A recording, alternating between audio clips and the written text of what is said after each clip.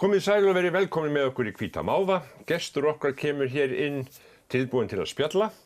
Kona sem að kennir unglingum ensku og hefur gert það í mörg ár. Hrefna Torfadóttir heitir hún er kennari og sest hérna hjá okkur eftir augnablik.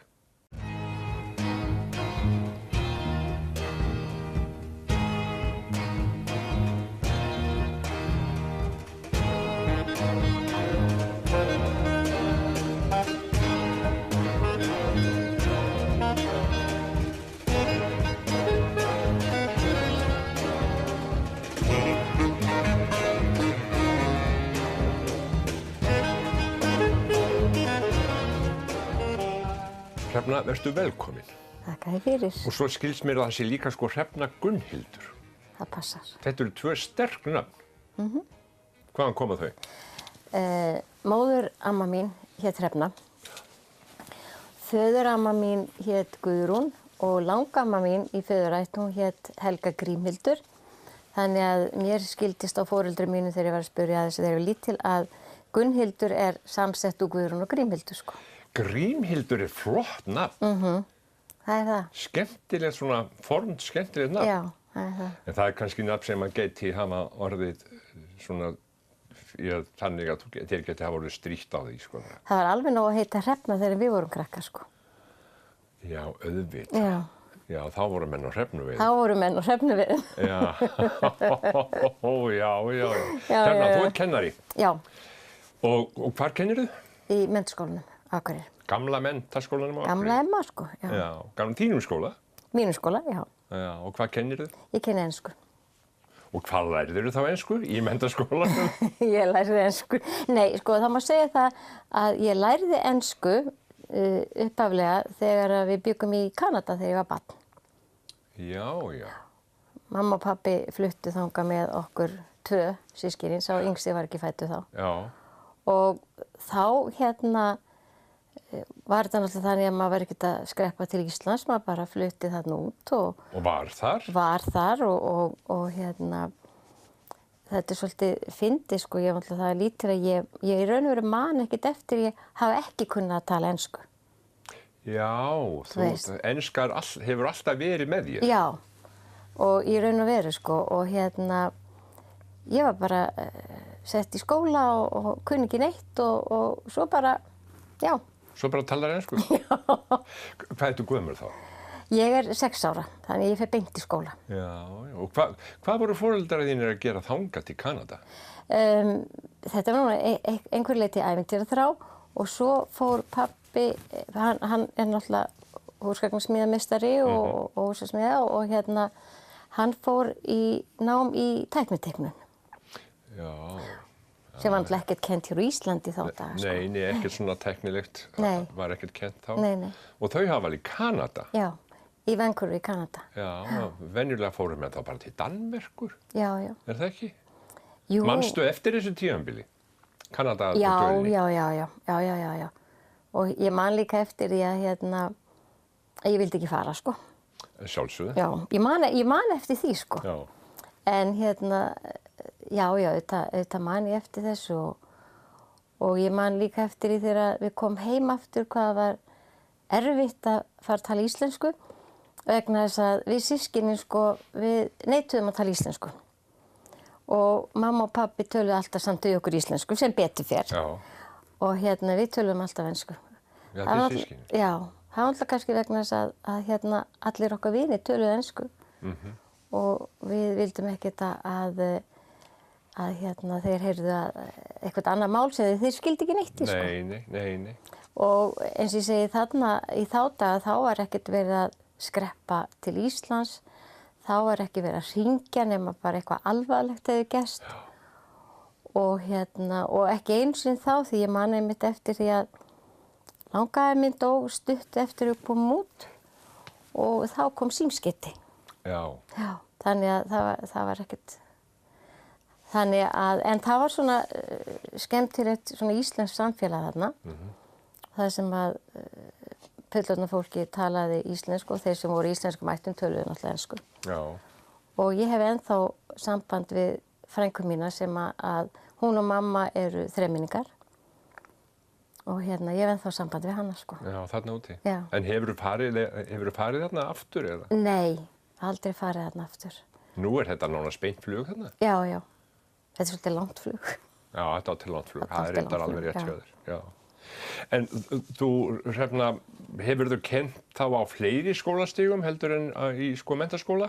Já, ég byrjaði að kenna í Gagnfræðaskólanum. Það vildi þannig til að það veiktist kennari og ég var beðin að leysa í forföllum og þá var maður náttúrulega komin inn í þetta og ég var beðin að halda áfram bara skólaár og eftir sem ég gerði. Og síðan þegar verkmenntaskólinn var stofnaður þá fórum við kennarar sem að kenndum á framhaldsstiginu eins og þetta hét þá. Sem sagt það var eftir 4. bekk. Sem sagt að þá eða eftir já, að þá fórum við flest yfir í verkmenntaskólann þegar hann var stofnaður. Já. Og ég kenndi þar og síðan í hvað 1-2 ár þá ákvað ég að fyrst ætlaði ég nú bara að hætta að kenna, sko. Nú? Já, ég veit ekki af hverju. Það er kannski vegna þess að maður minn var í svo krefjandi starfi og að ég hugsaði mér að ég geti bara að fara að gera eitthvað annað. Af því maður náttúrulega var alltaf með verkefni heima og alltaf að fara yfir eitthvað. Já. Og þá kannski seint á kvöldin þegar börnin voru sofnuð og svona. En þá þarfst þú að fara að vinna? Já. Þá þurfti ég að gera það, sko. Já, ég segi það. Já. Og en þá var ég alltaf að leysa af einhvern trúr í verkmenntaskóla og síðan fór ég yfir í fjarkennslu. Og svo var ég beðin að koma niður í Emma í hálfa mánuð árið 2000 og ég er þar ennþá. Og þú ert þar ennþá? Já. Það er ennþá árið 2000? Já, þannig. Já. Og líka þetta vel? Mjög vel. Hvernig er nú náttúrulega hlýtur þú að hafa hugan alltaf af og tilbaka. Þú ert sjálf úr MA. Já. Hvernig er að vera allt í náttúrulega kennari og kenna krökkum sem eru með svipaða hugsun, unglingahugsun eins og þú varst með? Sko það er alveg yndislegt að kenna krökkum á þessum aldri. Sko þau eru þetta millibíl á milli barna og fullorðinna og þau sem sagt þroskast upp í það að verða nánast fullorðin þegar þau útskrifast frá okkur. Já, já. Og mér finnst þau bara yndislegt fólk, sko. Og reynda finnst mér öll börn yndisleg. Geturðu borið saman unglinga á þínum unglingsárum þegar þú ert í menntaskólanum fyrir 70, er ekki eitthvað liðis? Jú, ég útskrifaði 71, sko. Já, 71, já. Og svo þessa krakka? Finnurðu, munur á þeim? Já, já. Sko, við erum til dæmis sjálfráða 16 ára. Í dag eru sjálfráða 18 ára þannig að í fyrstu 2 bekkjunum eða frá sem sagt ég koma til okkar þá til að vera 18 ára þá til þess mig og foreldrar alveg sko fylgjast með á inn- og einkunnum og öllu slíku sko. Já. Og við höfum samband við foreldrana ef eitthvað er að og svona ef við erum búin alltaf að tala við nemendur. Í þá daga sko þá eins og þú kannski manst við áttum bara að verða fullorðin nánast og svo sátum við inn í úlpunum og blautum skónum og svona og það er ekki í dag sko. Já, okkur fara allir úr skónum. Nú er það svo, fara menn úr skónum? Já. Og eru annarkvort að sokkunum með inn í skó, taka af sér yfirhafnirnar. Þannig að það er ansi mikil breyting. Já. Svo leysa að og skólinn hjá okkur er afskaplega drífarlega sko. En svona tilfinningin að vera að kenna, eru þau sko, grípa þau vel, eru þau í þessu til þess að læra, eru þau orðin það fullorðin, finnst þér það? Sko þetta er auðvitað misjafnt, en við erum náttúrulega í Emma, erum við náttúrulega sko að undirbúa þau undir háskólanám, því þetta er náttúrulega bóknámsskóli. Þannig að flestir eða næstum öll koma inn með þá hugsun sko. Að þeir séu þarna til þess að útskrifast og fara síðan. Halda svo áfram. Í dag er reyndar þannig að stór hluti þeirra tekur sér frí og fer að ferðast og svona. Já, eftir útskrift. Eftir útskrift sko. Já. og fara síðan í framhaldsnám. En auðvitað er þetta misjafnt. Þau eru líka, má segja, á misjöfnu þroskastigi. Að sumir orðin fullorðnir en önnur, sko. Eru stelpur á undan? Yfirleitt finnst mér það, já. Já, er það ekki? Það er alltaf að tala um það. Já, þegar þau eru í fyrsta bekk til dæmis. Já. En það er samt ekki algilt, sko. Nei. En svona yfirleitt. En mér finnst, þess að ég segi, mér finnst gaman að kenna og mér finnst gott að vera með svona ungu fólki og mér finnst engin vandi að fá þau til að hlusta, sko. Nei, það er engin vandi? Mér finnst það ekki, sko. Nei. Þú nefndi manniðinn, hver er hann? Hann heiti Magnús Gauti Gautason. Já, hann var nú kaupfélagsstjóri. Hann var kaupfélagsstjóri, já. Það hefur verið stórt starf?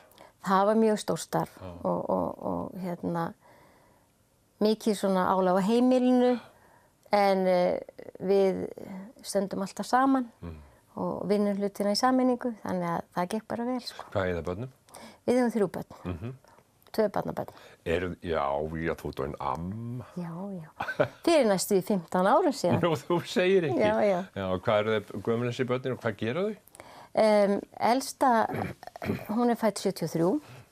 Hún er doktor í stjórnmálafræði og er yfir í alþjóðastjórnmálafræði-deildinni við Háskólann í Malmö.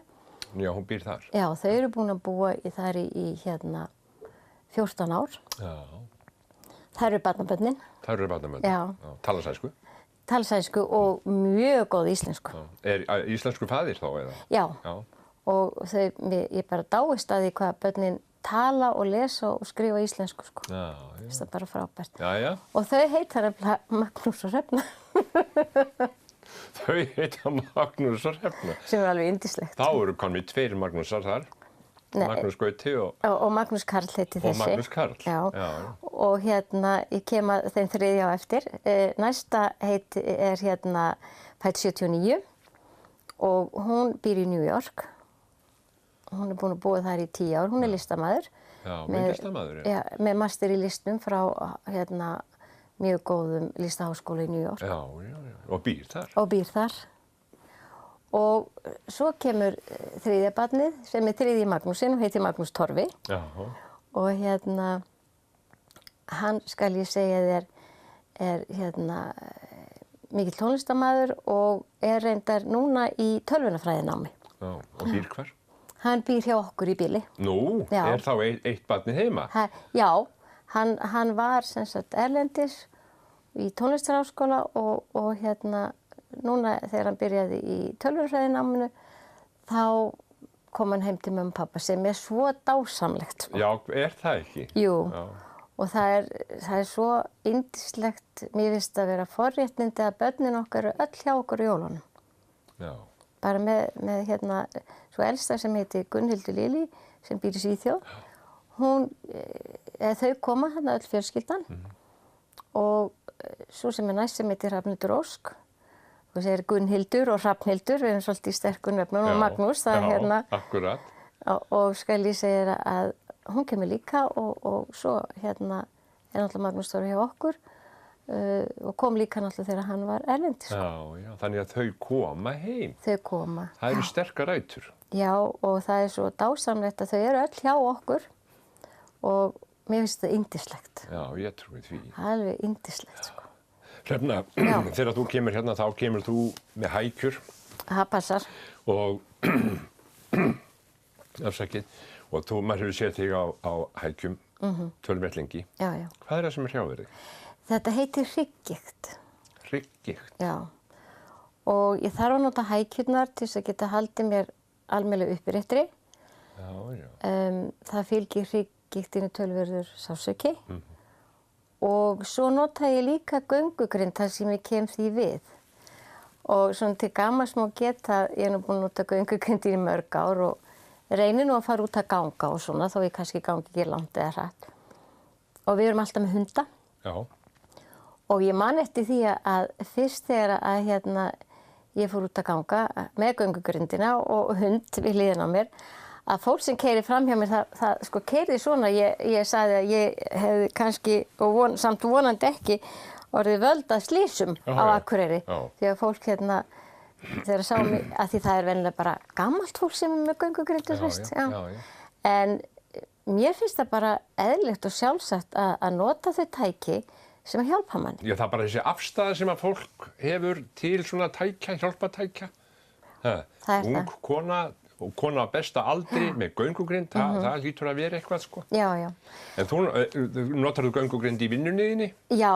Þú gerir það? Já, já. Þetta er, sko, vinnuherbergið er í kjallara gamla skóla. Já. Og þá fyrir náttúrulega hækjunum niður og stundum bara einni að því þá get ég haldið mér í handriðin. En ég hef göngugrindina, ég segist eiga bílastæði upp á næstu hæð fyrir fram að kennarastofuna. Og ég, að því ég er gerða með þungatösku með mörgum bókum og þungum og þá bara keyri ég skal sér töskunni á göngugrindinni og svo ég hækju sem ég get brotið saman. Hef hana og nota hana inn í kennslustund og fer bara á göngugrindinni inn í kennslu. Þú ert með svartar hækjur núna? Já. Áttu fleiri liti? Sko já, gráar. Það eru inni hækjurnar mínar. En mér svörstu miklu flottari, sko. Svört mjög flottar. Er það ekki til í fleiri litum? Jú, það eru til, held ég, marglitar og bláar og grænar og rauðar og hvaðina, sko.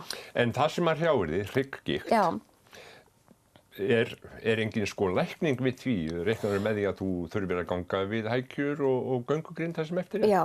Það er bara þannig? Já, það er bara þannig. Og þetta er auðvitað eitthvað sem ekki er hægt að lækna. Hvað er þetta mikið til trafala fyrir þig?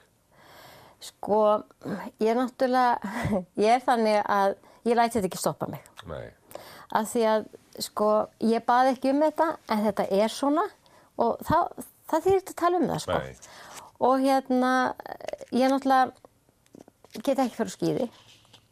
Nei. Gerðir það áður? Já, mikið. Já. Ég get ekki fyrir út að hlaupa. Nei. Nei. En það er margt annað sem ég get gert, sko. Já. Og það er svolítið erfitt og ég fer ekki oft, eða bara mjög sjaldan eins og í tónleika í Hofi, af því að þá kemst ég alltaf fram úr morgun eftir út af bakkinu, sko, eða út af hryggnum. Já. Einhvern veginn fara þessir stólar þar í bakki á mér. Já. En það er margt annað sem maður getur gert. Já. Ég fer þá fyrir bara tónleika á Græna hattinum. Já. Það eru harðir og góðir stólar þar. Já, þú þarft að hafa það þannig. Já. Er þetta svona djúpir og mjúkir stólar fyrir þig í Hofi? Já, ég held það. Ég hef svo sem ekkert reynt að svona greina það þannig. En verður ekki bara að eiga stól í Hofi, bara sérstakann hrefnustól? Það getur verið sem er bara mörtu mér. Já. Það getur verið, sko. Já. Og ég þarf eiginlega að geta sest beint inn í bíl eða sest upp í hann, ég get ekki sest niður í bíl. Já. Af því að þá eins og ég orða þá þarf ég kranabíl til að hjálpa mér upp. Já, en þú keyrir? Já. Það er ekkert vandamál með það? Það er ekkert vandamál, sko. En þeir eru heima og þetta að vinna eitthvað. Já. Þarftu þá að hafa aðra hækjuna alltaf með þér eða getur þú þá staðið og sagt þær frá þér og unnið eða? Já, sko, ég svo er náttúrulega þannig að, sko, eins og ég segi, ég læt ekkert stoppa mig. Og ég svona reyni, sko, þegar ég er að fara eitthvað á milli heima að vera ekki hækja. Því ég get alltaf kallað vill einhver komið að hækja þetta mér. Já. En svo er ég með hækjur svona út allt líka. Já, þú ert svona eins og fólk með gleru út allt. Já, einmitt. Það er bara þannig, sko. Já. Að því að til þess að geta svona, stundu get ég ekki hreyft mig úr sporunum, sko. Þú stelpa fer til Kanada með foreldrar þínum, pabbi að læra. Hann vinnur svo hjá mjög þekktri húsgagnaverksmiðju, Valbjörk á Akureyri. Átti hluti í henni, sko. Já. Þeir voru nokkri sem áttu þetta saman, sko. Já. Og svo breyttist það náttúrulega þegar þessi mikli innflutningur á húsgögnum fór að hefjast og allt það. Já, það gerir það. Þeir framleiddu frábærlega falleg húsgögn. Alveg stórkostleg, sko. Alveg stórkostleg. Og ég er svo heppin að eiga, sko. Já, hvað áttu mikið? Já, skeng og borðstofusett. Þú átt það? Já, og eitt svona rúm sem Anna barnabandi sefur í, sko. Já. Svo er náttúrulega fleira sem pabbi hefur smíðað eftir það, sko. Já. Og manstu eftir því þegar þetta var að koma inn á heimilið? Þótti þetta fínt? Já. Ég man eftir því, sko. Þetta borðstofusett er frá mömmu og pabba, sko. Og mér fannst þessi húsgögn alveg gullfalleg. Jú, ég var reyndar eitt svona manstu til skatthólunum, Já. sem að stelpur fengu yfirleitt, Í fermingargjöf? Já, í fermingargjöf. Já. Já, ég var líka eitt svoleiðis, sko. Allt svoleiðis? Já. Já. Og þetta úr tekki, eða? Já, þetta úr tekki, sko, og líka borðstofsetti, sko. Var ég búin að spyrja þig hverjir foreldrar þínir eru? Þú veist ekki búin að spyrja með því. Mamma mín hét Lilja Halldórsdóttir og það er réttur 4 ár síðan hún dó. Pabbi minn heiti Torfi Leósson. Hann er 88 ára gamall og verður 89 á næsta ári. Alveg eldhress. Er hann 89 ára að vera? Já, hann er það. Alveg eldhress. Já. Er hann að smíða? Hann hann í raun og veru sko fór hann í það að skera út og hefur skor út fullt af alveg gullfallegum klukkum sem hann hefur gefið börnum og barnabörnum og nánum ættingum og svona gerir minna því núna en eitthvað aðeins sko. Já, eitthvað aðdunda. Já. Þessir handverksmenn. Já. En eitt þú ert formaður Káa. Það passar. Búin að vera það lengi? Tæplega 8 ár. Ég sagði hérna í kynningu að þú væri búin að vera áratugi sem áhugamaður um svona félagsstörf og annað slíkt. Já, það er alveg rétt. Ég er búin að vinna fyrir Káa í rúmlega 42 ár. 42 ár? Já. Sefna! Hefur ekkert farið í sumarfrí? Já, sko, ekki eftir ég var formaður, þá er ekki mikið farið í sumarfrí, sko. Nei. En mér finnst þetta ofboðslega skemmtilegt. Hvernig er að vera formaður í svona félagi? Það er auðvitað mjög krefjandi. Það er náttúrulega ýmislegt sem er ekkert skemmtilegt.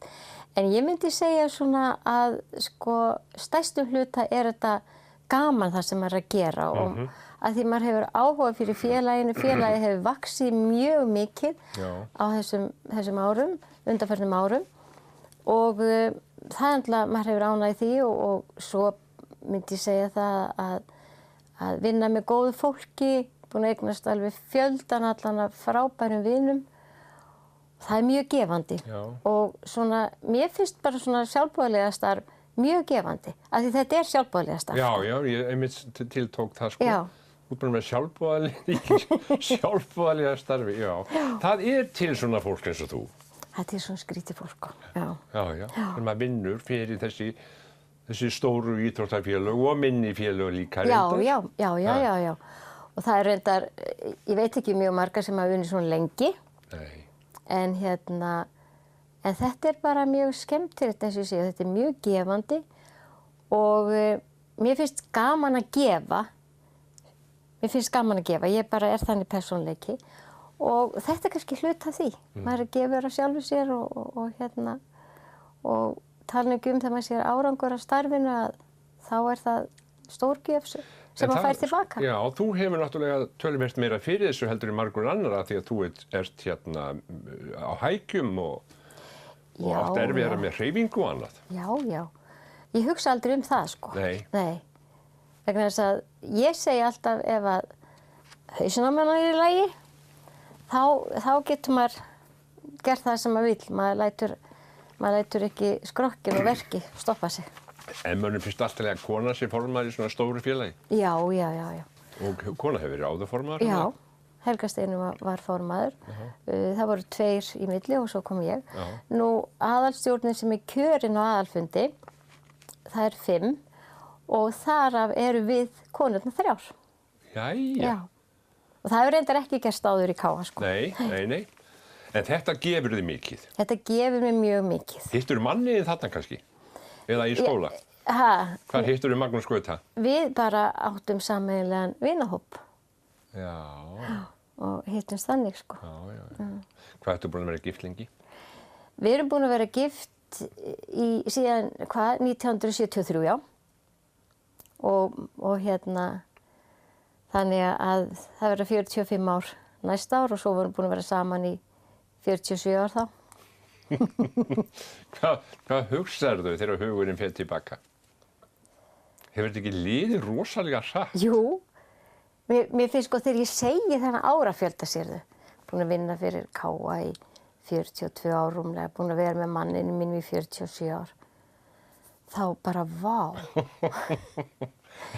Hrefna, þetta er verið að hálfu öld. Þetta er að verða hálfu öld. Já. En sko, þegar mann líður vel og sko, ég segi alltaf að í allri sambúð á fólk að rækta garðinn sinn. Og það sem að sko, gagnkvæm ást, gagnkvæm traust er til staðar, þá náttúrulega eru vandamálin svo lítil.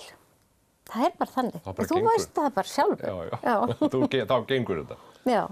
Já. En þrátt fyrir allt, þá lítur við björtum augu til framtíðar. Já, ég geri það. Og þú ætlar að halda áfram að vinna fyrir unga fólkið, halda áfram að kenna unga fólkinu? Ég ætla að halda áfram með ég hef heilsu til. Ef að hrygggigtin stoppar mig, þá hætti ég náttúrulega. Ég fer ekki að vinna og það komi niður og vinni. Það myndi ég aldrei gera, sko. Nei. En það gerir það ekki og þú alveg hefur þig í þetta alls saman. Já. Hrefna, ég ætla að taka mynda þér. Nú erum við búin með tíman. Já, hugsa sér. Þetta er líka mjög hratt. Er það ekki? Jú. Þetta er sko meira að segja ekki nema rúmlega hálf kennslustund. Nei. Jæja, en við komumst í gegnum þetta. Við komumst í gegnum þetta. Kæra þakkir, Hrefna. Bara ekkert að þakka. Gangi þér vel. Þakka ég fyrir.